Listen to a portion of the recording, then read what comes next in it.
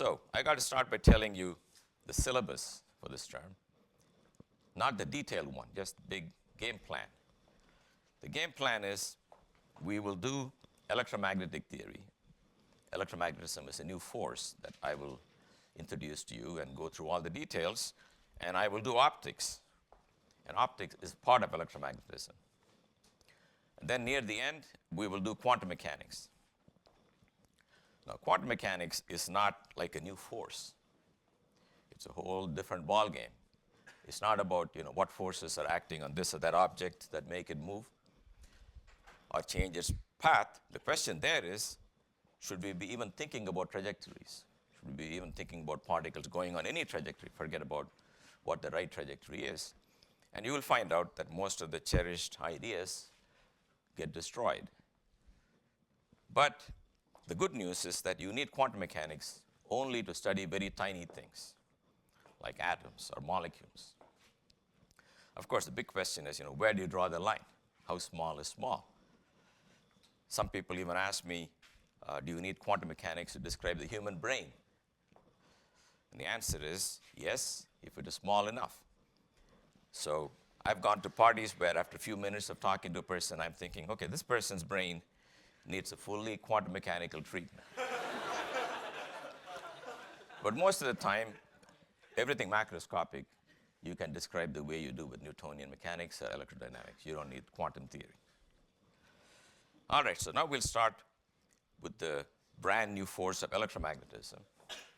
But before doing the force, I got to remind you people of certain things I expect you all to understand about the dynamics between force and mass and acceleration that you must have learned last term.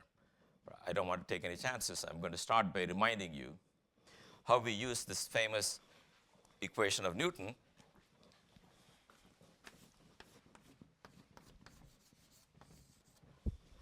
So we have seen this equation probably in high school, but it's a lot more subtle than you think. Certainly a lot more subtle than I thought when I first learned it. So I will tell you what I've figured out over these years on different ways to look at F equals ma. In other words, if you had the equation, what's it good for? The only thing anybody knows right away is A stands for acceleration, and we all know how to measure it. By the way, anytime I write any symbol on the board, you should be able to tell me how you'll measure it. Otherwise, you don't know what you're talking about as a physicist. Now, acceleration, I think I won't spend too much time on how you measure it. You should know what instruments you will need. So I will remind you that if you have a meter stick or many meter sticks and clocks, you can follow the body as it moves. You can find its position now, its position later, take the difference, divide by the time, you get velocity. Then find the velocity now, find the velocity later, take the difference, divide by time, you get acceleration. So acceleration really requires 3 measurements, 2 for each velocity. But we talk of acceleration right now because you can make those 3 measurements arbitrarily near each other, and in the limit in which the time difference between them goes to 0, you can talk about the velocity right now and acceleration right now. When you're in your car, the needle points at 60, that's your velocity right now. It's an instantaneous quantity. And if you step on the gas, you feel this push, that's your acceleration right now. That's a property of that instant.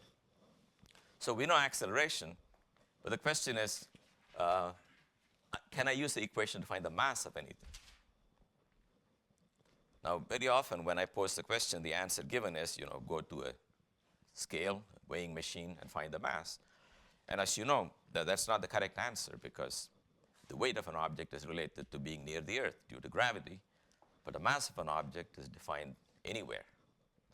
So here's one way you can do it. Now you might say, well, take a known force and find the acceleration it produces, but we haven't talked about how to measure the force either. All you have is this equation. The correct thing to do is to buy yourself a spring, then go to the Bureau of Standards and tell them to loan you a block of some material, forgot what it is. That's called a kilogram. That is a kilogram by definition. There is no God-given way to define mass. You pick a random entity and say that's a kilogram. So that's not right and that's not wrong. That's what a kilogram is. So you bring the kilogram, you hook it up to the spring, and you pull it by some amount, maybe to that position, and you release it. You notice the acceleration of the 1 kilogram, and the mass of that thing is just 1. Then you detach that mass. Then you ask, then the person says, what's the mass of something else? I don't know what the something else is. Let's say potato. Then you take the potato or anything, elephant, here's potato. You pull that guy by the same distance. And you release that, and you find its acceleration. Since you pulled it by the same amount, the force is the same. Whatever it is, we don't know what it is, but it's the same. Therefore, we know the acceleration of 1 kilogram times 1 kilogram is equal to the unknown mass times the acceleration of the unknown mass. That's how, by measuring this, you can find what that mass is. So in principle, you can find the mass of everything. So imagine masses of all objects have been determined by this process. Then you can also use F equal to ma to find out what forces are acting on bodies in different situations. Because if you don't know what force is acting on a body, you cannot predict anything. So you can go back to the spring and say, I want to know what force the spring exerts when it's pulled by various amounts. Well, you pull it by some amount x, you attach it to a known mass, and you find the acceleration, and that's the force. And if you plot it, you will find f as a function of x will be roughly a straight line, and it will take the form f equals minus kx. That k is called the force constant. So this is an example of you're finding out the left-hand side of Newton's law.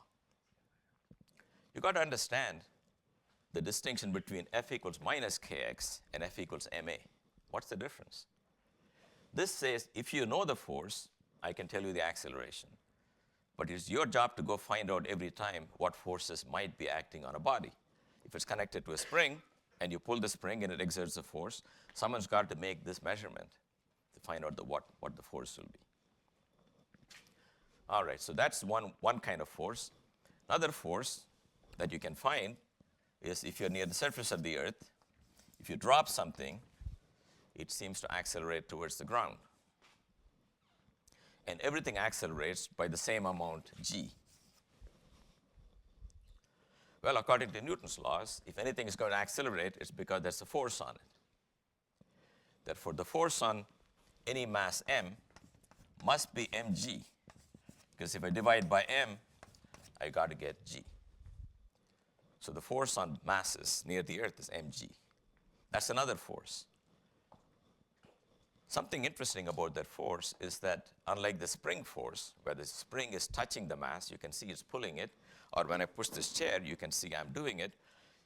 The pull of gravity is a bit strange because there is no real contact between the earth and the object that's falling. It was a great abstraction to believe that things can reach out and pull things which are not touching them. And gravity was the first formally described force for which that was true. And another excursion in the same theme is if this object gets very far, say like the moon over there, then the force is not given by mg, but the force is given by this law of gravitation. For r very near the surface of the earth, if you put r equal to surface of the earth, you will get a constant force that is just mg. But if you move far from the center of the earth, you've got to take that into account, and that's what Newton did, and realized the force goes like 1 over r squared. So every time things accelerate, you've got to find the reason, and that reason is the force. Many times, many forces can be acting on a body, and if you put all the forces that are acting on a body, and that explains the acceleration, you're done, but sometimes it won't. That's when you have a new force. And the final application of F equals ma is this one. If you knew the force, for example, on a planet, I mean, here's a planet going around the sun, and it's here, this is the sun, and you know the force acting on it, given by Newton's law of gravity, you can find the acceleration that'll help you find out where it'll be 1 second later, and you repeat the calculation, you will get the trajectory. So F equals ma is good for three things. That's what I want you to understand. To define mass, to calculate forces acting on bodies by seeing how they accelerate, and finally, to find the acceleration of bodies given the forces. This is the cycle of Newtonian dynamics. And what I'm going to do now is to add one more new force, because I'm going to find out that there is another force not listed here. I'm going to demonstrate to you that new force. Okay? Here's my demonstration, the only demonstration you will see in my class, because everything else I've tried generally failed. But this one always works. So I have here a piece of paper. Okay? Then I take this trusty comb and I comb the part of my head that's suited for this experiment. Then I bring it next to this, and you see, I'm able to lift that. Now, that's not the force of gravity, because gravity doesn't care if you comb your hair or not. Okay? And also, when I shake it, it falls down. So you're thinking, okay, maybe there is a new force, but it doesn't look awfully strong because it's not able to even overcome gravity, because it eventually yielded to gravity and fell down. There's actually a mistake to think so. In fact, this new force that I'm talking about is 10 to the power 40 stronger than gravitational force. I will tell you by what metric I came up with that number. But it's an enormously strong force. You got to understand why I say it is such a strong force when I shook it, the thing fell down. So the reason is that if you look at this experiment, here's the comb and here's the paper. The comb is trying to pull the paper. But what is trying to pull it down? What is trying to pull it down? So here is me. Here's that comb. Here's the paper. The entire planet is pulling it down. Himalayas, pulling it down. Okay? Pacific Ocean, pulling it down. Bin Laden sitting in his cave, pulling it down. Okay? Everything is pulling it down. Okay? I'm one of these people generally convinced the world is acting against me, but this time I'm right. Okay? Everything is acting against me, and I'm able to triumph against all of that with this tiny comb. And that is how you compare the electric force to the gravitational force. It takes the entire planet to compensate whatever tiny force they create between the comb and the piece of paper. To really get a number out of this, I'll have to do a little more, but I just want to point out to you, this is a new force, much stronger than gravitation. So I want to tell you a few other experiments people did without going into what the explanation is right now. But let me just tell you, if you go through history, what all did people do? So one experiment you can do, you take a piece of glass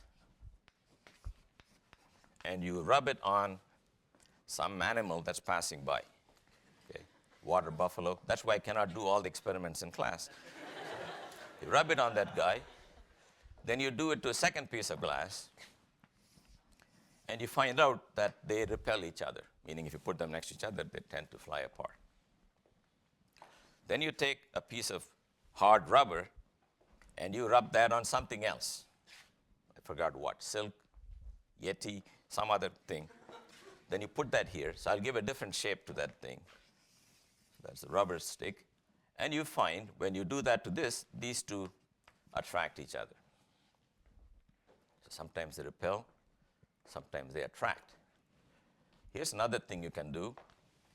By some nylon thread, you hang a small metallic sphere, and you bring one of these rods next to it, doesn't matter which one. Initially, they're attracted, and suddenly, when you touch it and you remove it, they start repelling each other. What's going on? That's another thing you could do. Last thing I want to mention is, if you took two of these things which are repelling each other, let's say. Let's say they're attracting each other, like this. Then you connect them with a piece of nylon, and you take it away, nothing happens. If you connect them with a piece of wire and take away the wire, they no longer attract each other. So these are examples of different things. I'm just going to say, you do this, you do this, you do that. Then finally, you need a theory that explains everything. So that's the theory that I'm going to give you now. That's the theory of electrostatics. And I don't have time to go into the entire history of how people arrived at this final formalism. So I'm just going to tell you one formula that really will explain everything that I've described so far. And that formula is called Coulomb's law. Even though Mr. Coulomb's name is on it, he was not the first one to formulate parts of the law, but he gave the final and direct verification of Coulomb's law. There are other people who had contributed to it. So Coulomb's law says that certain entities have a property called charge. You have charge and you don't have charge. But if you have charge, the charge that you have, you meaning any of these objects, is measured in coulombs. Anyway, that was not Coulomb's idea to call it Coulomb. Whenever you make a discovery, you're breathlessly waiting that somebody will name it after you. But it's not in good taste to name it after yourself. But it carries Coulomb's name. So he didn't say, call it Coulomb. Okay? But he certainly wrote down this law.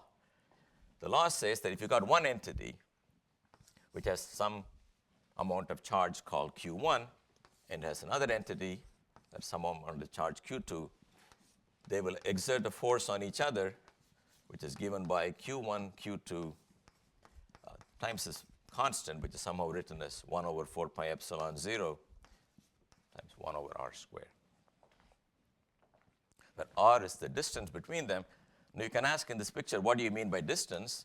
I mean, is it from here to there, or is it from center to center? We are assuming here that the distance between them is much bigger than their individual sizes. For example, you say, how far am I from Los Angeles? Well, 3,225 miles. But you can say, are you talking about your right hand or your left hand? Well, I'm a point particle for this purpose, so it doesn't matter. So here we are assuming that either they're mathematically point charges, or they're real charges with a finite size, but separated by a distance much bigger than the size. So r could stand, if you like, for center to center. Doesn't matter too much. So this is what Coulomb said. Now, if you look at this number here, 1 over 4 pi epsilon 0, its value is 9 times 10 to the 9. What that means is the following. If you take one Coulomb of body with 1 Coulomb of charge, another body with 1 Coulomb of charge, and they're separated by 1 meter, then the force between them will be this number. Because everything else is a 1, it'll be 9 times 10 to the 9 newtons. That's an enormous force. And normally you don't run into 1 Coulomb of charge. But the reason why a Coulomb was picked is sort of historical, and it has to do with currents and so on. But anyway, this is the definition. Now, if you want to be more precise, I should write a formula more carefully, because force is a vector. Also, I should say force on whom and due to what. So let's say there are 2 charges, and say Q1 is sitting at the origin and Q2 is sitting at a point whose position is the vector r. Then the force on 2 due to 1 is given by Q2, Q1 over 4 pi epsilon 0 times 1 over r squared. That's the magnitude of the force. But I want to suggest that the force is such that Q1 pushes Q2 away. So I want to make this into a vector, but I got the magnitude of the vector. As you know, to make a real vector, you take its magnitude and multiply it by a vector of unit length in that same direction. The unit vector we can write in many ways. One is to say E sub r. E sub r is a standard name for a vector of length 1 in the direction of r. But I'll give you another choice. You can also write it as r divided by the length of r. That also will be a vector of unit length parallel to r. So there are many ways to write the thing that makes it a vector. And F21 is minus of F12.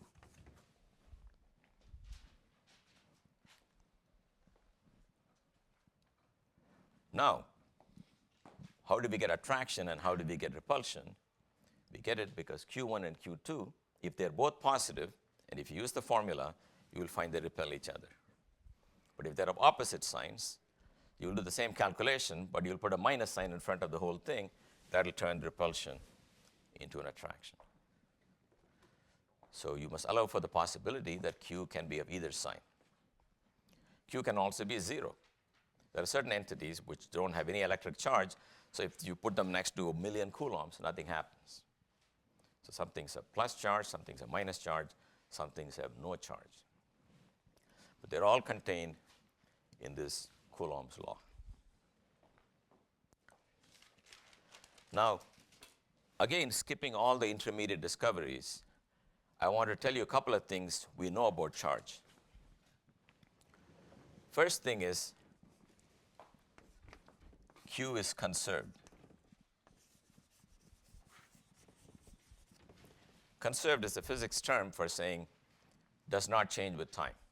For example, when you say energy is conserved, it means particles can come and collide and do all kinds of things, but if you add that energy before, you will get the same answer afterwards.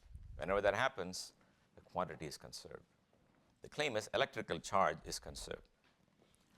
So electrical charge may migrate from A to B or B to A, but if you add up the total charge, say in a chemical reaction or in any process, including in big particle accelerators, where things collide and all kinds of stuff come flying out, the charge of the final products is always equal to the charge of the incoming products.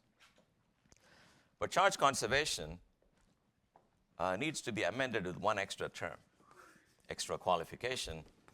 It's called local. Suppose I say the number of students in the class is conserved. That means you count them any time, you got to get the same number. Well, here's one possibility. Suddenly, one of you guys disappears and appears here at the same instant. That's also consistent with conservation of student number because the number didn't change. What disappeared there appeared here. But that is not a local conservation of charge because it disappears in one part of the world and appears in another one. And it's not even a meaningful law to have in the presence of relativity. Can any of you guys think of why that might be true? Why charge disappearing somewhere and appearing somewhere else cannot be a very profound principle? Yes? Yep.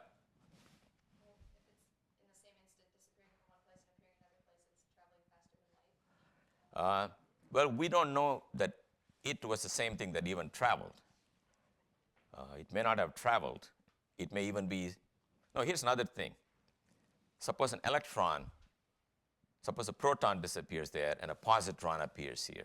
That still conserves charge, but we don't think that the proton traveled and became the positron, right? So it is not that it has traveled. You're right. I think I hadn't thought about that. It's a good point that it implies it traveled infinitely fast. But that's not the reason you object to it. Yep? It's not necessarily simultaneous. That is the correct answer. His answer is, it is not simultaneous in every frame of reference. You must know from special theory that if two events are simultaneous in one frame of reference, if you see those same two events in a moving train or plane or anything, they will not be simultaneous. Therefore, in any other frame of reference, either the charge would have been created first and then after a period of time reappeared somewhere, destroyed somewhere and appeared after a delay. Or the appearance could take place before the destruction. So suddenly you got two charges. So conservation of charge, which is conserved non-locally, cannot have a significance except in one frame of reference. But if you believe that all observers are equivalent and you want to write down laws that make sense for everybody, it can only be local. So electrical charge is conserved and it is local, locally conserved. In other words, stuff doesn't just disappear, stuff just moves around. You can keep track of it, and if you add it up, you get the same number. The second part of Q, which is not necessary for any of these older phenomena, is that Q is quantized.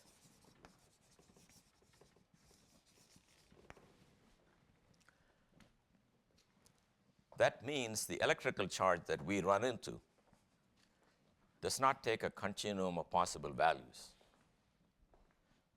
For example, the length of any object, you might think, at least in classical mechanics, is any number you like. It's a continuous variable. But electric charge is not continuous. As far as we can tell, all the charges we have ever seen are all multiples of a certain basic unit of charge, which turns out to be 1.6 times 10 to the minus 19 coulombs. Every charge is either that or some multiple of it. Multiple could be plus or minus multiple. So charge is granular, not continuous. Okay, so I'm going to give you a little more knowledge we have had since the time of Coulomb that sort of explains these things. Namely, what's really going on microscopically. We don't have to pretend we don't know. We do, so we might as well use that information from now on. What we do know is that everything is made up of atoms, and that if you look into the atom, it's got a nucleus, a lot of guys sitting here.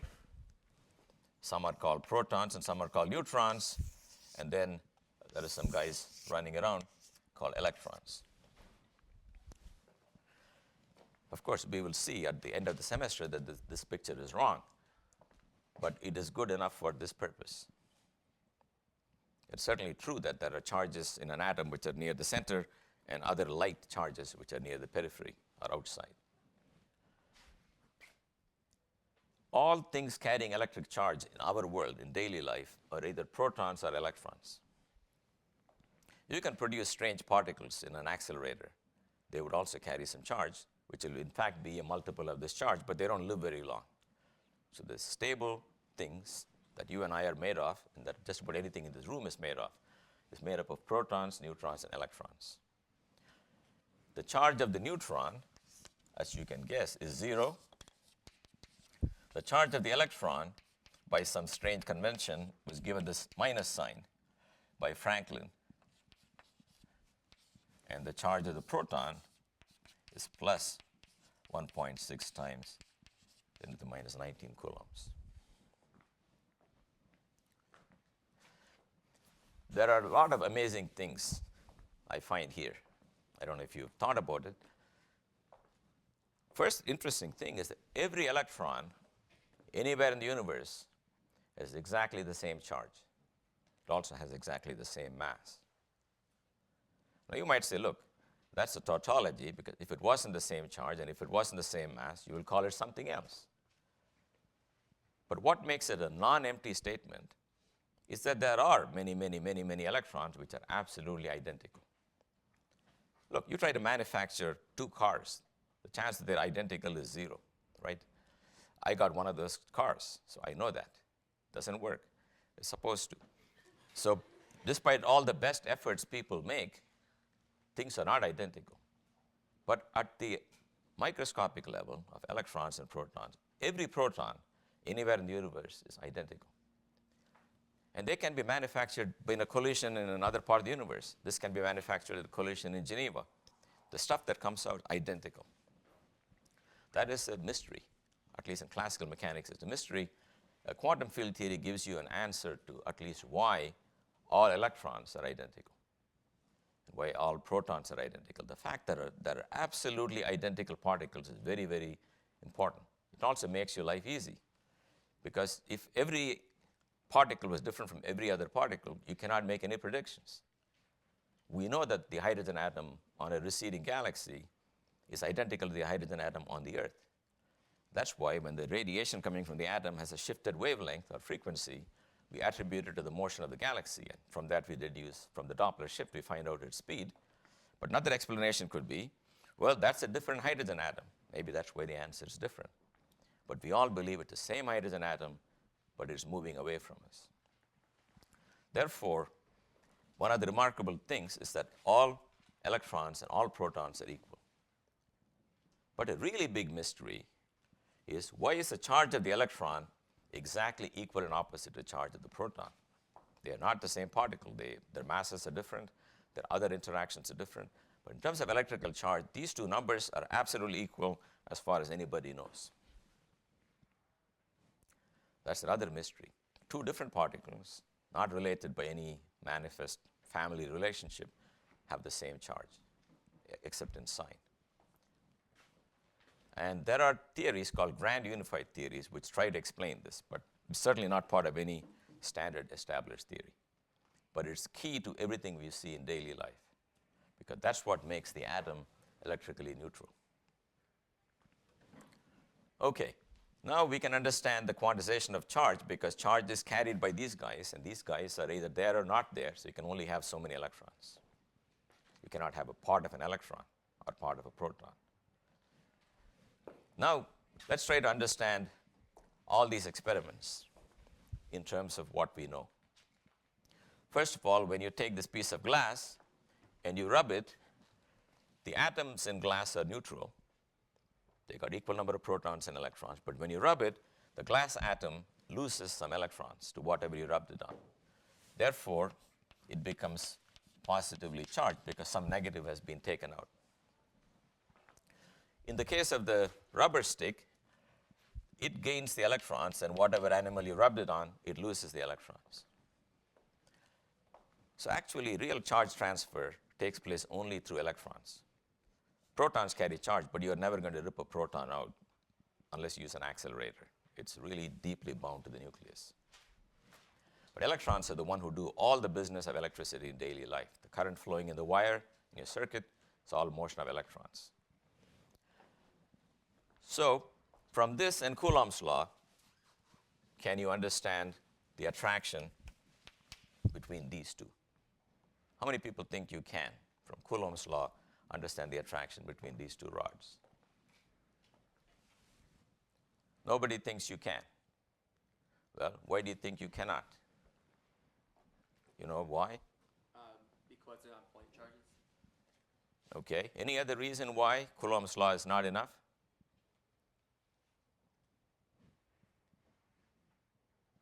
Well, how will you apply Coulomb's law to understand the attraction between these two rods? What will you have to do? You'd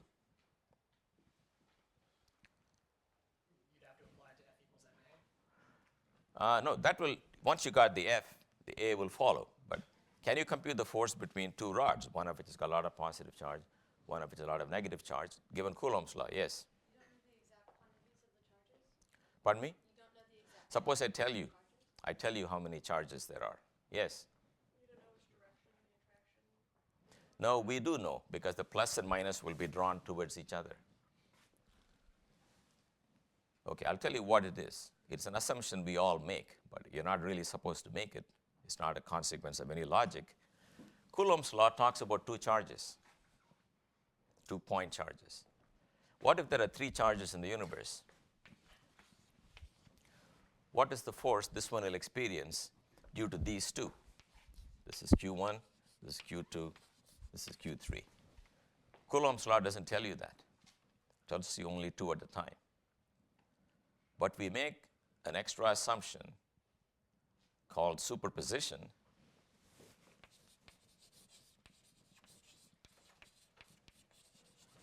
which says that if you want the force on 3, when there is Q1 and Q2, you find the force due to Q2, and you find the force due to Q3, and you add them up.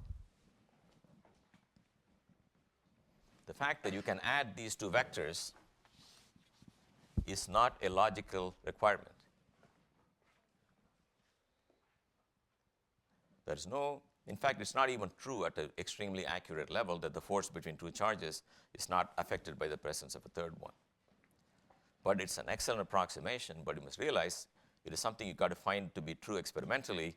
It's not something you can say is logical consequence. Logically, there's no reason why the interaction between two entities should not be affected by the presence of a third one.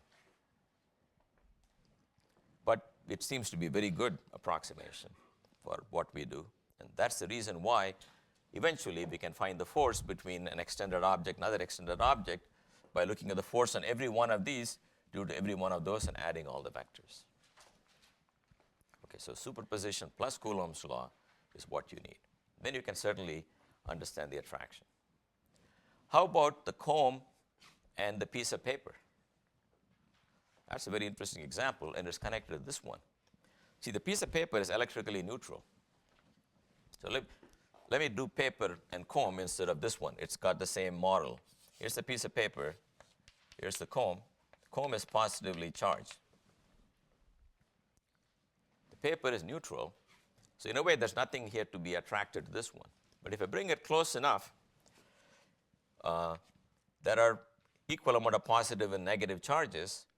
But what will happen is the negative charges will migrate near these positive charges from the other end, leaving positive charges in the back. So that the system will separate into a little bit of negative closer to the positive, and the leftover positive will be further away. Therefore, even though it's neutral, the attraction of plus for this minus is stronger than the repulsion of this plus with this plus. That's called polarization. So polarization is when charge separates. Some materials cannot be polarized, in which case, no matter how much you do this with a comb, it won't work. Some materials can be polarized. The piece of paper is an example of what can be polarized. We can understand that too. And in this example, if you bring a lot of plus charges here, and you look at what's going on here, the minus guys here will sit here, the plus will be left over in the back, and then this attraction between plus and minus is bigger than this repulsion, so it will be attracted to it. But once it touches it, this rod touches that, then what you have is a lot of plus charges here. They repel each other. They want to get out. Previously, they couldn't get out. They're stuck on the rod. But now if you make contact, some of them will jump to that one. Then when you separate them, you will have a ball with some plus charges, and you will have a rod with more plus charges, and they will repel each other. And finally, I said if you take two of these spheres, suppose one was positively charged, one was negatively charged, they are attracting each other. If you connect them with a nylon wire or a wooden stick, nothing happens. But if you connect them with an electrical wire, what happens is that the extra negative charges here will go to that side. Then when you are done, they will both become electrically neutral. Okay, so that's why. So the point of this one is electric charges can flow through some materials but not other materials. If it can flow through some materials, it's called a conductor. If it cannot flow through them, it's called an insulator. So in real life, you got both. So when you're changing the light bulb, if you don't want to get an electric shock, you're supposed to stand on a piece of wood before you stick your finger in, unless you got other intentions. Then you will find that you don't get the shock because the wood doesn't conduct electricity. But if you stand on a metallic stool on a metallic floor and put your head in the socket, you'll be part of an electrical circuit. Human body is a good conductor of electricity, but what saves you is that it cannot go from your feet to the floor. Now, there are also semiconductors, which are somewhere in between. But in our course, either we'll talk about insulators, which don't conduct electricity, or imperfect conductors, which conduct electricity. Okay, so summary of what I've said so far is that there's a new force in nature. To be part of that game, you have to have charge. If you have no charge, you cannot play that game. Like neutrons cannot play this game. Nothing is attracted to or repelled by neutrons, and neutrons cannot attract or repel anything. So you've got to have electric charge. It happens to be measured in coulombs. So let me ask you another question. Suppose I tell you, here is Coulomb's law.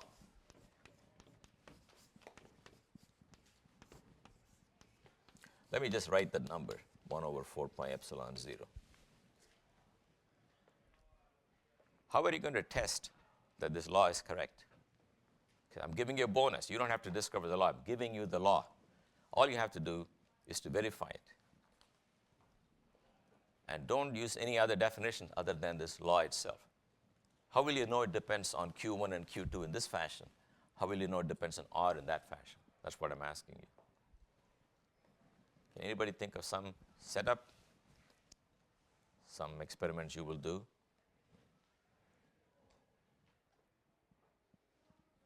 Let me ask an easier question. How will you know it goes like 1 over R squared? Yep. Vary the distance between them and show that the force falls off. Well, you're right that if you vary the distance between them and show the force falls like that, but how do you know what the force is? Yes? What was your plan? You're right, both of you are right. You can maybe hold this guy fixed and let this go and see how it accelerates. And if you knew the mass of this guy, then you know the force. Then you can vary the distance to another distance, maybe half the distance. At half the distance, if you get 4 times the force, you verified 1 over R squared law. Other one is with the spring. You can take a spring, say maybe there are 2 metals, uncharged objects. Then you dump some charge on this and some charge on that, and then the spring will expand, and you can see what force the spring exerts, and see if it's proportional to 1 over R squared. That's how Newton deduced the 1 over R squared force law. He found the acceleration of the apple is 1 over 3,600 times the acceleration of the moon towards the earth. And the moon was 60 times further than the apple, and 60 squared is 3,600. That's how we found 1 over R squared. Now he's very lucky. It could have been 1 over R to the 2.110 or 1196, but it happens to be exactly 1 over R squared. Anyway, that's how we can find, even if it's not 1 over R squared, if it's 1 over R cubed or 1 over R to the 4th, whatever it is, you can find by taking 2 charges. See, we don't have to know what Q1 and Q2 are. That's what I'm trying to emphasize here. If all you're trying to see is, does it vary like 1 over R squared? Keep everything same except R. Double the R and see what happens. And best way is what you said, watch the acceleration. And if it falls to 1/4 of the value for doubling the distance, it's 1 over R squared. All right, suppose I got 1 over R squared. I want to know it depends on the charges as the first power of Q1 and first power of Q2. So how should we do that? And don't say put 10 electrons once and then 20 electrons, because you cannot see electrons that well. And in the old days, people did not even know about electrons, and yet they managed to test this. So how will you vary the charge in a known way? Yep? You could have many identical spheres and then keep touching them to each other. Okay, many identical spheres. And then put charge on one, and then touch it to the second one, and you'll get half as much. Very good. Let me repeat what she said. First, you take many identical spheres. Well, I'm not going to even try to draw identical spheres because I haven't learned how to draw spheres. But let's imagine you got a whole bunch of these guys. You put some charge on this. You don't know what it is, okay? We don't know what Q is. We're trying to find out. You don't have to know what Q is. So let this be one of the objects. That's my Q. For the other object, keep a fixed object containing some other Q. This has got charge Q. Don't vary the R. Question is, can you change Q to Q over 2? And her answer was, if it's got some charge, maybe plus, bring it in contact with the second identical sphere. If it really is identical, you have to agree that when you separate them, they must exactly have half each. That's a symmetry argument, because for any reason you give me for why one of them should have more, I will tell you why the other one should have more. You cannot. So they will split it evenly, and therefore charge will split evenly to Q over 2 here and Q over 2 here. Then you can take this and put it there. You've got Q over 2. Then you can do other combinations. For example, you can take this Q over 2 and connect it to the ground, so it becomes neutral. So this has got 0 again. You can touch that with the Q over 2 and separate them. Then each will have Q over 4. So in this way, you can vary the charge in a known way. Maybe half of it, double it, I give you some homework problem where you want to get 5/16 of a Coulomb. By enough spheres, you can do that. Again, what I want you to notice is that you did not know what Q was. But all you knew is that Q went to Q over 2 when you brought two identical spheres and separated them. That's how we can find it depends linearly on Q1. Of course, it also depends linearly on Q2 because it's up to you to decide who you want to call Q1 and who you want to call Q2. Okay. So I want you people to understand all the time that you should be able to tell me how you'll measure anything. Okay, that's very, very important. That's what you should think about. If you think in those terms, you'll also find you're doing all the problems very well. If you're thinking of pushing symbols and canceling factors of pi, you won't get the feeling for what's happening. So everything you write down, you should be able to measure.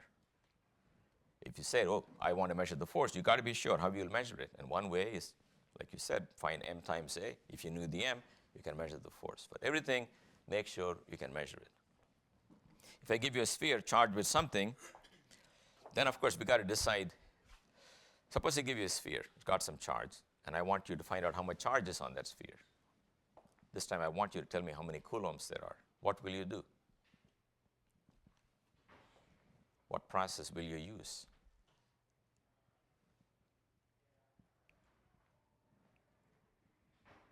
Well, then you have a problem because you are not able to figure out whether, if I tell you, here's an object, it is 3 meters long, you can test it because you'll go and bring the meter stick from the Bureau of Standards and measure it 3 times. I'm asking you, if I give you a certain charge and say how much charge is there, by what process can we calibrate charges?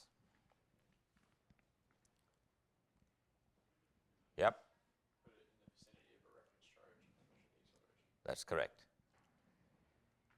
If you knew one standard charge, somehow or other, you knew its value, then bring the unknown one next to it, put it at a known distance, right? You know the r, you know the 4 pi, you know the epsilon.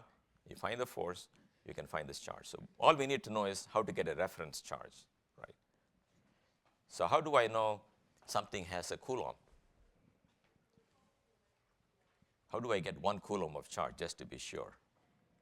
You know what you could do? Because you haven't defined yet the reference, right? So you should think about how will I get a Coulomb charge or any other charge.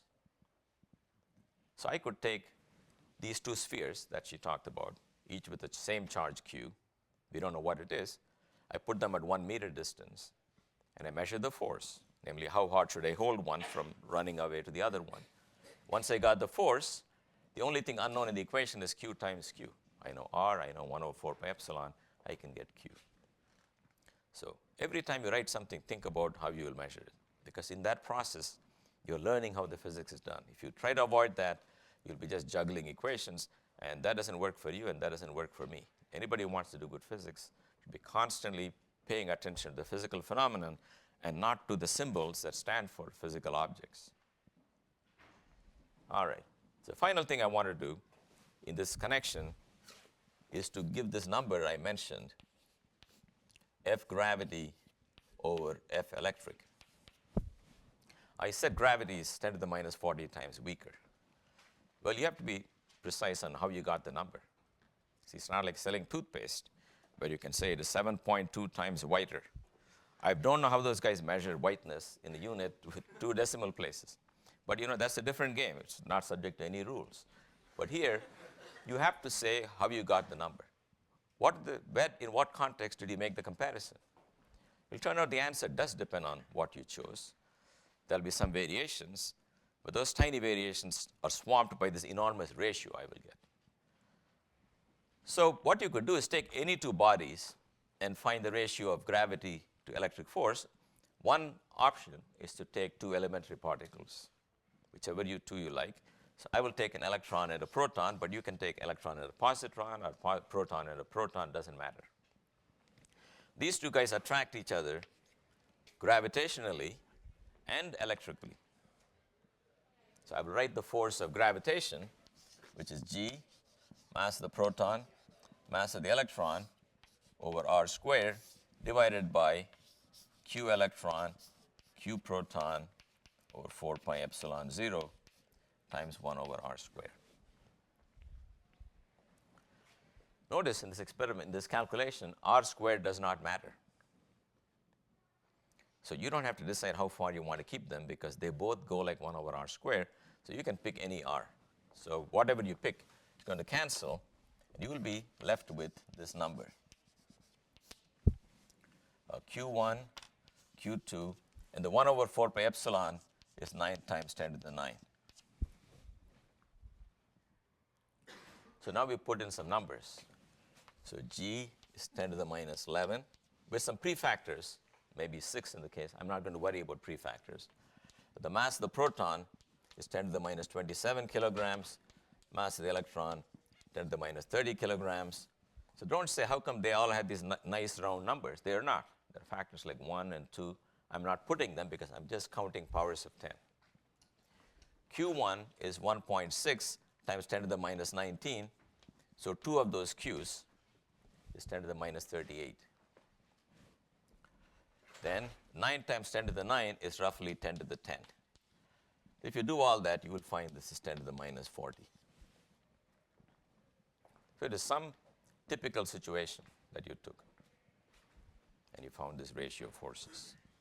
If there are two elementary particles, which are like the building blocks of matter, and you brought them to any distance you like, you compare the electric attraction to the gravitational attraction.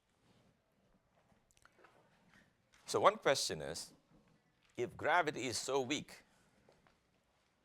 how did anyone discover the force of gravity?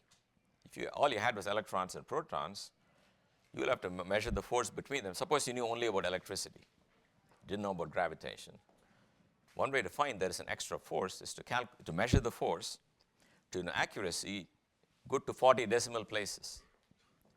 In the 40th decimal place, you find something is wrong.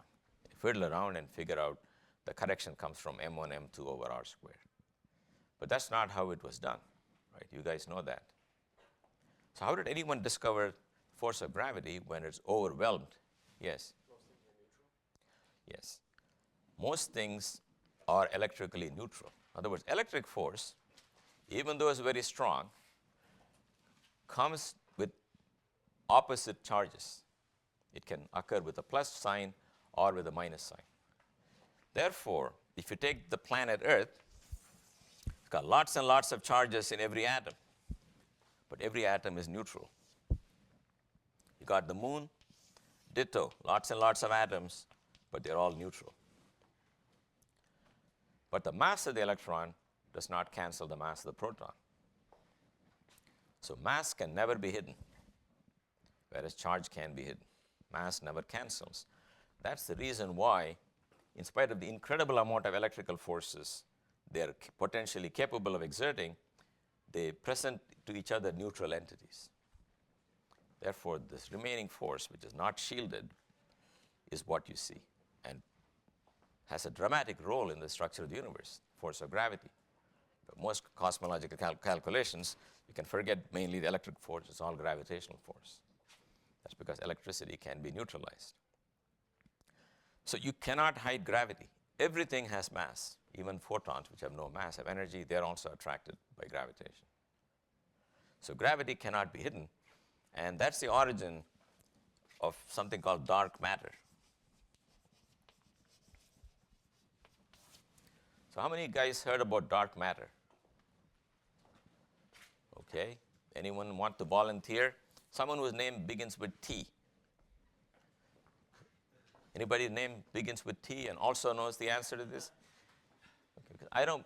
The trouble is, you people are plagued with one quality which is not good for being in physics, namely you're modest.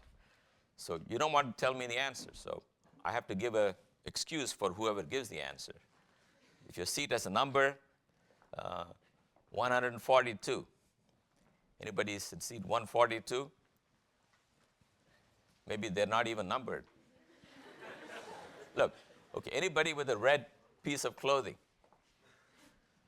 knows the answer to this? Go ahead, yes. Any matter that doesn't produce light. Pardon me? Any matter that's not visible.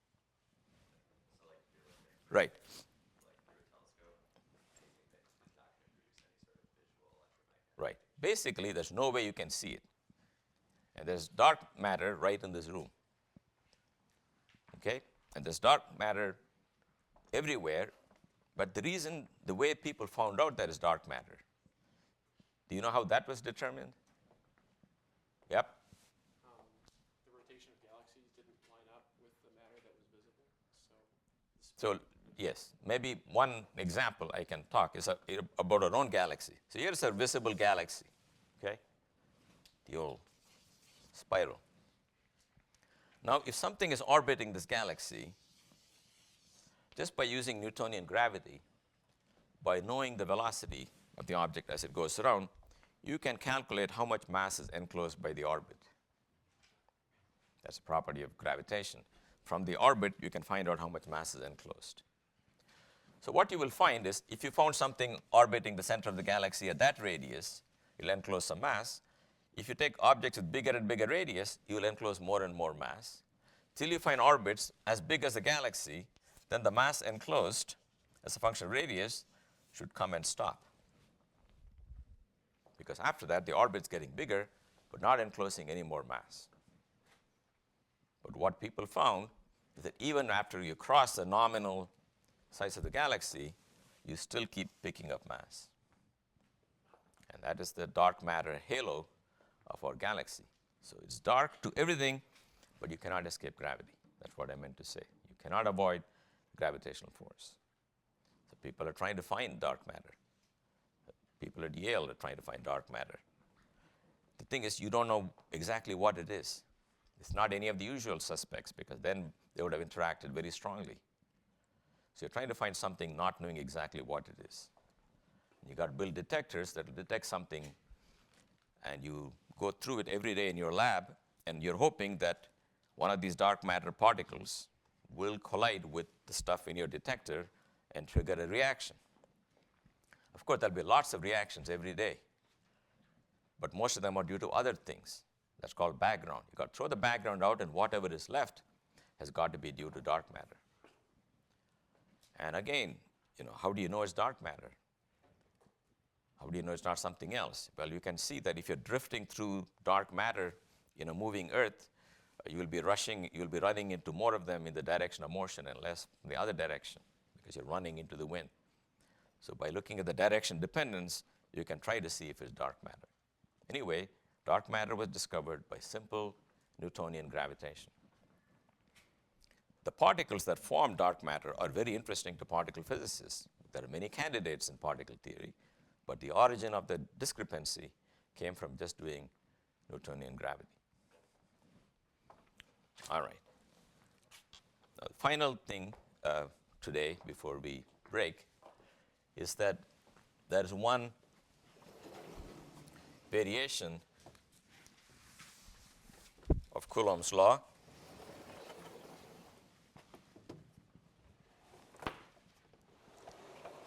By the way, I do not know your mathematical training, how much math you know. So you have to be on the lookout. So if I write something that looks very alien to you, you got to go take care of that. In particular, how to do integrals in maybe more than one dimension. Anyway, what I wanted to discuss today is the following. We know how to do Coulomb's law due to any number of point charges. So if you put another charge Q here, you want the force on this guy due to all these. You draw those lines, you take the 1 over r squared due to that, 1 over r squared due to that, add all the vectors. That's very simple. But we will also take problems where the charge is continuous. So here's an example. Here's a ring of charge. The ring has some radius. You pick your radius, r, and the charge on it is continuous. It's not discrete. Or it could be in real life, everything is discrete, but to a coarse observer, it will look like it's continuous. So we can draw some picture here. Charges all over the ring, and lambda is the number of coulombs per meter.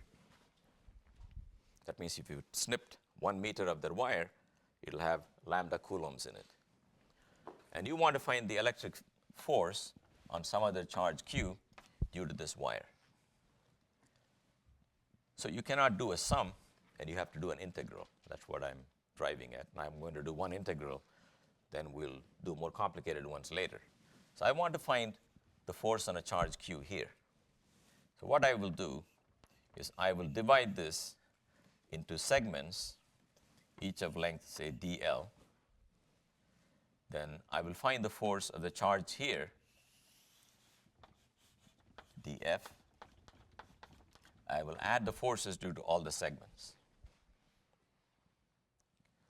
Now, force of this segment will be the charge. This segment is so small, you can treat it as a point charge, and the amount of charge there here is lambda times dl. That's the q1. The q2 is the q I put there. Then there's a 4 pi epsilon 0 r square. R square will be this distance z times this radius r, will be, maybe I shouldn't call it r, let me call it capital R. There's r square plus z square. That's the distance. But now that force is a vector, it's pointing in that direction. But I know that the total force is going to point in this direction, because for every guy I find in this side, I can find one in the opposite direction pointing that way. So they will always cancel horizontally. The only remaining force will be in the z direction. So I'm going to keep only the component of the force in the z direction. I denote it by df in the z direction. For that, you have to take this force and multiply by cosine of that theta.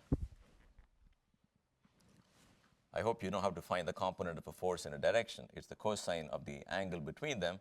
That angle is equal to this angle, and cosine of this is z divided by r squared plus z squared under root.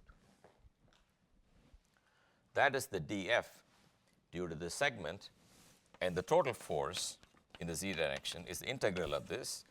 And what's that integrate? Lambda, q, all these are constant. R, z, everything is a constant. You have to add all the dl's.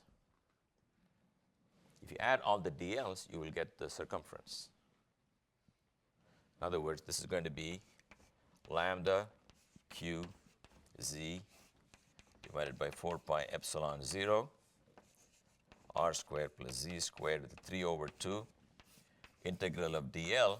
Integral of dl is just 2 pi r.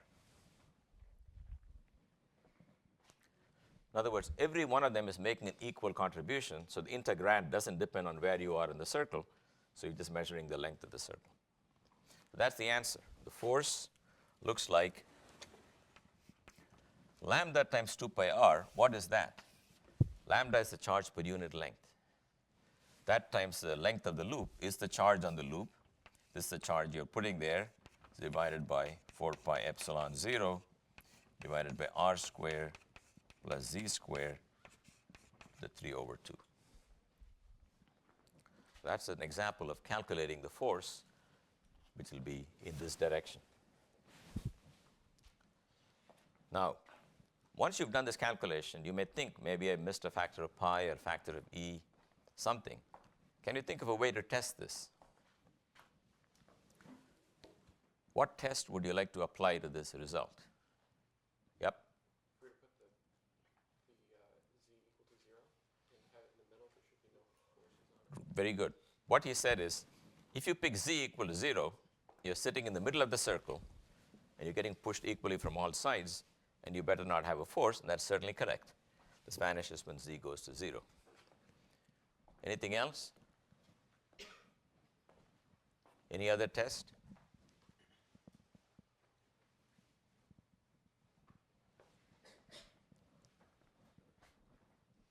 Yep. You could put it underneath by negative z, and the force should be negative.